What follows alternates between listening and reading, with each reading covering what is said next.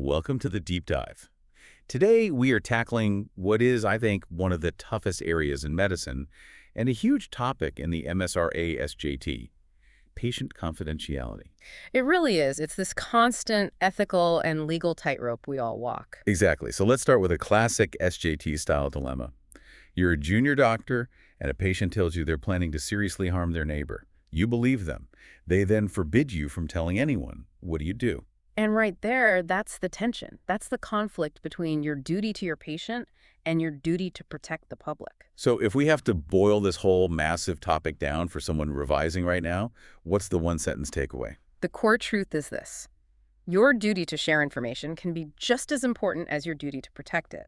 But, and this is the crucial part, any decision to breach confidentiality must be legally justifiable and defensible. You can't just wing it. And why does this matter so much for the exam?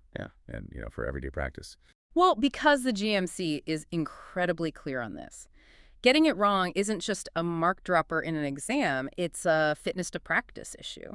The SJT loves testing this because it pits core duties against each other, autonomy versus public safety. It's the ultimate test of professional judgment. Before we get into those high-stakes scenarios, let's build the foundation. The GMC has these 8 pillars of practice for handling information. What are the absolute must-knows? Okay, so there are 8, but for the exam, let's focus on 3 really key ones.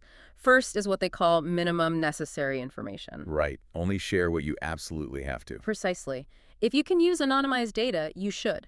If you have to share personal info, you send just the blood result, not the entire patient history. Don't overshare. Okay, what's number 2?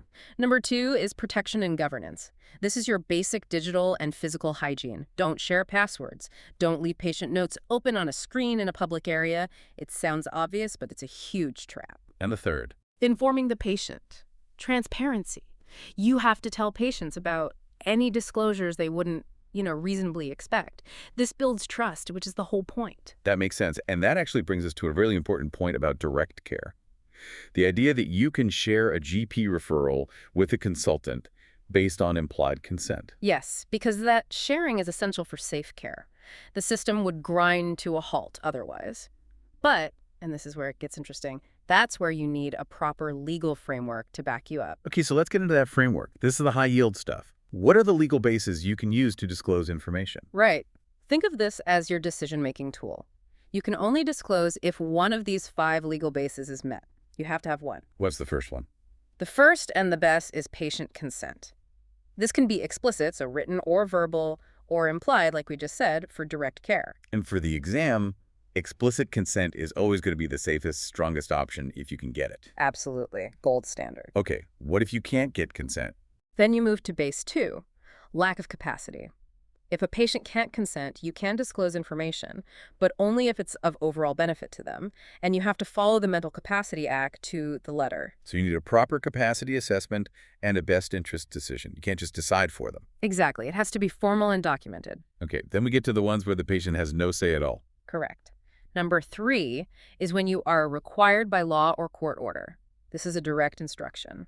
Think of notifying a communicable disease or a judge demanding records for a court case. You must comply. There's no choice. It's not a suggestion. Not at all. Failure to comply is a serious offense. Then you have number 4, which sounds complicated, but it's quite specific. It's called statutory approval. This is the Section 251 thing, right? There's the one. It's basically a legal tool that allows essential activities like large-scale public health research to happen when getting consent from millions of people just isn't practical. It sets aside the duty of confidentiality, but only after a very rigorous ethical review. So you're not going to be using that on a night shift. It's for big planned projects. Precisely. And that brings us to the 5th and final base, the one that causes the most anxiety. It's disclosure that is justified in the public interest. This is the ultimate ethical tightrope. The SJT scenarios live here. When does the public good genuinely outweigh a patient's privacy? The memory hook for this is simple. Death or serious harm. The risk has to be that high. If you're talking about preventing a serious crime like a violent assault or murder, the test is likely met. So let's take a common scenario. A patient's eyesight is failing, but they refuse to stop driving and won't tell the DVLA. They're a risk to others. Classic public interest case. You try to persuade them, you explain the risks, you offer to help them.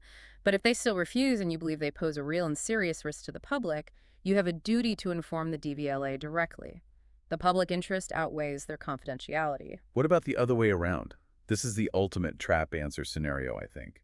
An adult patient with full capacity is refusing life-saving treatment. They aren't a risk to anyone but themselves. Ah, yes. The test of autonomy. Do you breach their confidentiality to tell their family, hoping they can persuade them? No. This is a critical point. If the patient has capacity, you must respect their decision, even if you think it's irrational or unwise. Your job is to support them and ensure they have all the information, but you abide by their refusal. Telling the family against their wishes would be a breach. That is so important. So the trap answer is the paternalistic one. I'll tell the family to help save them. The correct answer respects their autonomy. 100%. Capacity is the key that unlocks that decision. If they have it, their decision stands. Okay, let's move on to some of the more day-to-day stuff. Secondary uses. Things like insurance reports or requests from employers. Right. The rule here is much simpler. Because this isn't for their direct care, you need explicit written consent from the patient.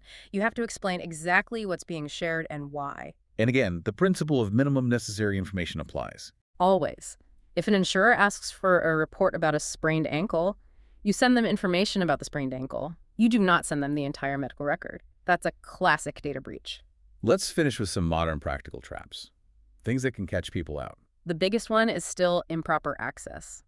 Looking at the notes of a celebrity, a family member, or even your own notes out of curiosity. It is absolutely forbidden unless you have a legitimate clinical reason. You're not involved in their care, you don't look at their notes. Simple as that. The second big one is insecure communication. Discussing identifiable patient details on your personal WhatsApp or on Facebook, it's a massive governance failure, and you are personally accountable. And what about after a patient has died? Does the duty end there? No, it continues. This is another common exam question. You can only disclose posthumous information in very limited circumstances, to help a coroner, for example, or if there's still a public interest justification, like protecting others from a genetic risk. Okay, this has been incredibly useful. Let's try and summarize with 3 key takeaways for anyone revising this topic. What are they? First, every decision to disclose information must be justified by one of the 5 legal bases. Always document your reasoning. Second, the public interest test requires a risk of death or serious harm. Don't use it for minor crimes or misdemeanors. The bar is extremely high. And finally. And third, if a patient has capacity, their autonomy is paramount.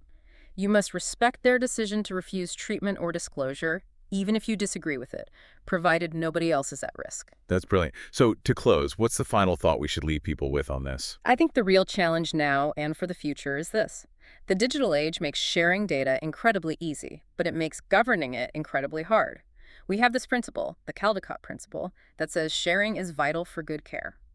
The question you'll face in your career is how do we maintain that vital flow of information without eroding the patient's fundamental right to control their own story? That tension is only going to get stronger.